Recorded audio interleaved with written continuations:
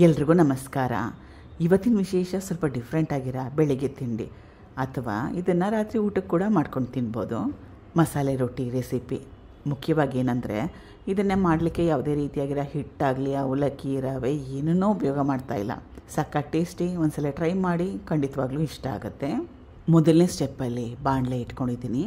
Gas stove ಸಣ್ಣ ಉರಿಯಲ್ಲಿ 1 ಗ್ಲಾಸಷ್ಟು ಅಥವಾ 1/4 kg ಸಬ್ಬಕ್ಕಿ, ನೈಲಾನ್ ಸಬ್ಬಕ್ಕಿ ಉಪಯೋಗ ಮಾಡಿದ್ರೂ ಕೂಡ ಪರವಾಗಿಲ್ಲ.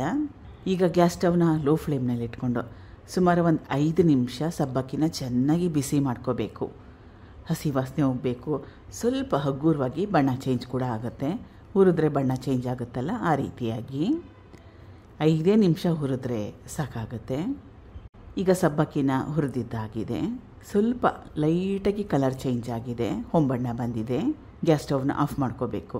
ಇದನ್ನು ಚೆನ್ನಾಗಿ ನುಣ್ಣಗೆ ಪುಡಿ ಮಾಡ್ಕೋಬೇಕು, ಹಿಟ್ಟು ಥರ. ಬಿಸಿ ಇದೆ, ತಣ್ಣಗಾಗಲಿ. ತಣ್ಣಗಾದ್ಮೇಲೆ ಹುರಿದಿಟ್ಕೊಂಡಿರೋ ಸಬ್ಬಕ್ಕಿನ ಸೇರಿಸ್ಕೊಳ್ತಾ ಇದ್ದೀನಿ. ಮೊದಲೇ ಹೇಳ್ದಂಗೆ ಚೆನ್ನಾಗಿ ನುಣ್ಣಗೆ ಹಿಟ್ಟು ಥರ ಪುಡಿ ಮಾಡ್ಕೋಬೇಕು. ಅಥವಾ ಎಷ್ಟರ ಮಟ್ಟಿಗೆ ನುಣ್ಣಗೆ ಮಾಡೋಕ್ಕಾಗುತ್ತೆ ಮಿಕ್ಸಿಯಲ್ಲಿ ಅಷ್ಟರ ಮಟ್ಟಿಗೆ ನುಣ್ಣಗೆ ಮಾಡ್ಕೋಬೇಕು. ಪುಡಿ ಮಾಡ್ಕೊಂಡಿದ್ದಾಗಿದೆ. ದೊಡ್ಡದಾಗಿರೋ ಬಟ್ಲಿಗೆ ಸೇರಿಸ್ಕೊಳ್ತಾ ಇದ್ದೀನಿ.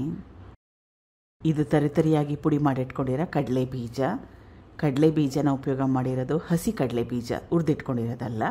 ಹುರಿದಿದ್ದು ಮನೇಲಿದ್ದರೆ ಅದನ್ನು ಕೂಡ ಉಪಯೋಗ ಮಾಡ್ಬೋದು. ಸುಮಾರು ಒಂದು 50 ಗ್ರಾಮ್ಸಷ್ಟು ಕಡಲೆ ಬೀಜನ ಉಪಯೋಗ ಮಾಡಿದ್ದೀನಿ. ಜೀರಿಗೆ 1 ಟೇಬಲ್ ಸ್ಪೂನಷ್ಟು, ಸಣ್ಣದಾಗಿ ಕಟ್ ಮಾಡಿಟ್ಕೊಂಡಿರೋ ಹಸಿರು ಮೆಣಸಿನ್ಕಾಯಿ, ಕೊತ್ತಂಬರಿ ಸೊಪ್ಪು, ರುಚಿಗೆ ತಕ್ಕಷ್ಟು ಉಪ್ಪು. ಇದು ಬೇಯಿಸಿಟ್ಕೊಂಡಿರೋ ಆಲೂಗಡ್ಡೆ. ಸುಮಾರು ಒಂದು 4 ಮೀಡಿಯಮ್ ಸೈಜ್ ಆಲೂಗಡ್ಡೆನ ಉಪಯೋಗ ಮಾಡಿದ್ದೀನಿ. ಕುಕ್ಕರ್ನಲ್ಲಿ ಆಲೂಗಡ್ಡೆನ ಬೇಯಿಸ್ಕೊಂಡಿದ್ದೆ. ಈಗ ಸಿಪ್ಪೆನ ತೆಗೆದು ಉಪಯೋಗ ಮಾಡ್ತಾಯಿದ್ದೀನಿ. 2ರಿಂದ 3 ಚಮಚದಷ್ಟು ಹುಳಿ ಮೊಸರು. ಹುಳಿ ಬಂದಿಲ್ಲ ಅಂದರೂ ಕೂಡ ಪರವಾಗಿಲ್ಲ. ಅಥವಾ ಯಾರಿಗೆ ಮೊಸರು ಇಷ್ಟ ಇಲ್ಲ ಅವರು ಮೊಸರನ್ನ ಉಪಯೋಗ ಮಾಡಲಿಲ್ಲ ಅಂದ್ರೂ ಪರವಾಗಿಲ್ಲ. ಎಲ್ಲದಕ್ಕೂ ಮೊದಲು ಚೆನ್ನಾಗಿ ಕಲಿಸ್ಕೋಬೇಕು.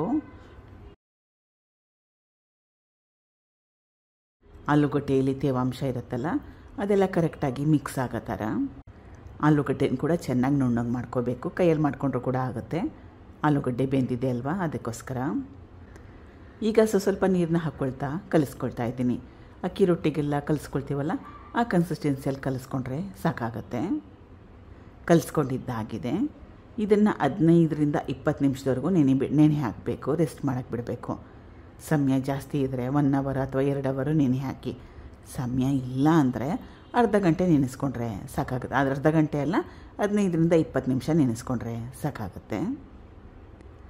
ಸುಮಾರು ಒಂದು 20 ನಿಮಿಷ ಆದಮೇಲೆ ಚೆನ್ನಾಗಿ ಕಲಿಸಿ ನೋಡಬೇಕು. ಮೊದಲು ಕನ್ಸಿಸ್ಟೆನ್ಸಿ ಗಟ್ಟಿ ಬಂದಿದೆ.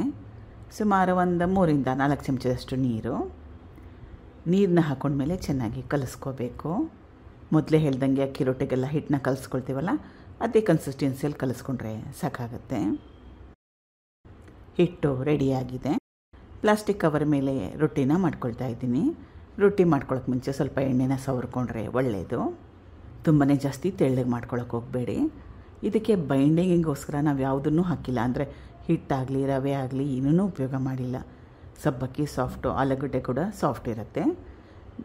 ತುಂಬ ಜಾಸ್ತಿ ತೆಳ್ಳಗೂ ಬೇಡ ಅಥವಾ ತುಂಬಾ ಜಾಸ್ತಿ ದಪ್ಪ ಕೂಡ ಬೇಡ. ದಪ್ಪಗೆ ಮಾಡಿಕೊಂಡ್ರೂ ಕೂಡ ಪರವಾಗಿಲ್ಲ, ಚೆನ್ನಾಗಿರುತ್ತೆ. ಈ ರೀತಿಯಾಗಿ ಇದ್ರ ಮೇಲೆ ಪ್ಲಾಸ್ಟಿಕ್ ಕವರ್ ಕೂಡ ಹಾಕ್ಕೊಂಡು ಕೂಡ ಮಾಡ್ಕೋಬೋದು, ಲಟ್ಟಿಸ್ಕೋಬೋದು. ಕೊನೆಯಲ್ಲಿ ಏನಾದರೂ ಅಂಚಿನಲ್ಲಿ ಏನಾದರೂ ಬಿರುಕ್ಬಿಟ್ರೆ ಸರಿಪಡಿಸ್ಕೋಬೇಕು. ಹೆಂಚು ಕೂಡ ಚೆನ್ನಾಗಿ ಕಾದಿದೆ. ಮೊದಲೇ ಕಾಯಕ್ಕೆ ಇಟ್ಕೊಂಡಿದ್ದೆ. 2 ಕಡೆ ಚೆನ್ನಾಗಿ ಕೆಂಪಾಗಬೇಕು. ಆ ರೀತಿ ಆಗೋವರೆಗೂ ಬೇಯಿಸ್ಕೋಬೇಕು. ಆಲೂಗಡ್ಡೆ ಹಾಕಿರೋದ್ರಿಂದ ಬಣ್ಣ ಚೆನ್ನಾಗಿ ಬರುತ್ತೆ. ಈಗಿದಾಗಿದೆ. 2 ಕಡೆ ಚೆನ್ನಾಗಿ ಬೇಯಿಸ್ಕೊಂಡಿದ್ದೀನಿ. ಮಕ್ಕಳು ಕೂಡ ಮಾಡಿಕೊಡಿ, ಇಷ್ಟ ಆಗುತ್ತೆ. ಸ್ವಲ್ಪ ಡಿಫ್ರೆಂಟ್ ಆಗಿದೆ. ಸಬ್ಬಕ್ಕಿ ಅಂದರೆ ಎಲ್ಲರಿಗೂ ಇಷ್ಟ ಕೂಡ ಆಗುತ್ತೆ. ಟೊಮೆಟೊ ಚಟ್ನಿ ಜೊತೆಗೆ ಸರ್ವ್ ಮಾಡಿದ್ದೀನಿ. ಟ್ರೈ ಮಾಡಿ ನೋಡಿ. Thank you for watching. ಧನ್ಯವಾದಗಳು.